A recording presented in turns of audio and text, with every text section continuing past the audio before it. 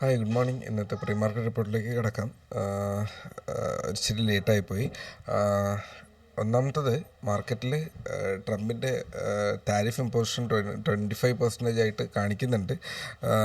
So ആ ഒരു situation എന്ന് പറയുന്നത്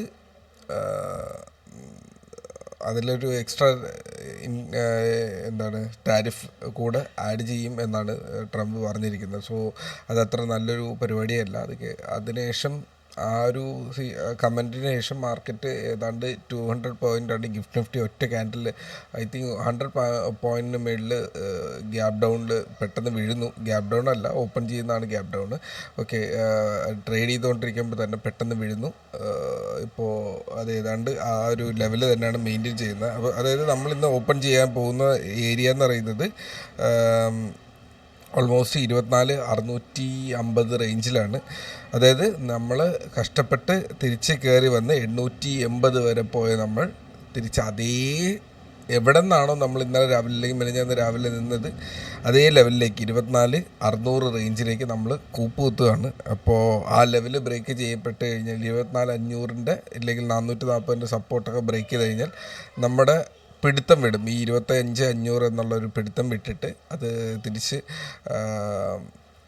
എന്താ പറയുക, ഈ ഒരു ഏരിയ ബ്രേക്ക് ചെയ്ത് കഴിഞ്ഞാൽ ഇവിടെ നിന്ന് ഇത്രയും ദിവസം ഈ ഒരു സപ്പോർട്ടിൽ നിന്ന് തിരിച്ച് കയറിക്കൊണ്ടിരുന്ന നമ്മൾ ഈ ഏരിയയിലേക്ക് വീഴുന്നു കഴിഞ്ഞാൽ പിന്നെ ഒരു പിടുത്തമില്ല. ഈ ഒരു ലൈനാണ് ഇവിടുത്തെ പിടുത്തം എന്ന് പറയുന്നത്. മാക്സിമം എക്സ്ട്രീം എൻഡെന്ന് പറയുന്നത് ഈ ഒരു ലൈനാണ്. ഇതൊക്കെ ഓൾറെഡി വെളിയിലാണ് എങ്കിൽ പോലും ശരി, ഇതൊക്കെയാണ് അതിൻ്റെ ഏരിയ എന്ന് പറയുന്നത്. ഈ ഏരിയ വിട്ട് ഇവിടെ ആയിട്ട് ക്യാൻഡിൽ പൊക്കഴിഞ്ഞാൽ പിന്നെ ഈ ഒരു സപ്പോർട്ടെന്ന് പറയുന്നത് അവിടെ വർക്ക് ചെയ്യത്തില്ല. അത് കാരണം നമ്മൾ വല്ലാണ്ട് വീഴും എന്നുള്ളതാണ് അവിടുത്തെ സംഭവം. ഓക്കെ, അത് ഈ ഒരു സംഭവമാണ് ഇവിടെ പറയാനുള്ളത്. അപ്പോൾ ട്രേഡിംഗ് ലെവൽസ് നിങ്ങൾക്ക് അറിയാം. 500, 400 ഇമ്പോർട്ടൻ്റ് ആണ്. 240, 24, 100, 24,000 എന്നിങ്ങനെയാണ് താഴോട്ടുള്ള ലെവൽസ്.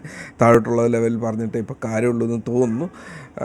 അതിനാണ് പ്രോബബിലിറ്റി. കാരണം ഒരു പേടി എല്ലാവരുടെയിലും ഉണ്ട്. ആ പേടി മാർക്കറ്റിൽ ഓപ്പൺ ചെയ്യുമ്പോൾ തന്നെ നമ്മൾ 600-ൻ്റെ അടുത്താണ് ഓപ്പൺ ചെയ്യുന്നത്. അതിനുശേഷം സെല്ലിങ് വന്നേക്കാം. ആ സെല്ലിങ്, അതായത് ആൾക്കാർ റീറ്റെയിലേഴ്സ് കയ്യിലിരിക്കുന്ന സ്റ്റോക്സ് വിറ്റേക്കാം. അത് കാരണം വീണ്ടും ഫർദർ ഫോളിലേക്ക് പോകാനുള്ള സാധ്യത ഉണ്ട്.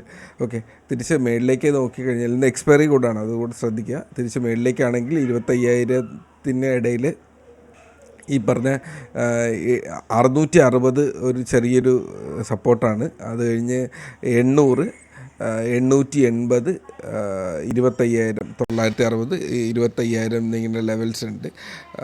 സോ പറഞ്ഞു വയ്ക്കാമെന്നുള്ളതേ ഉള്ളൂ.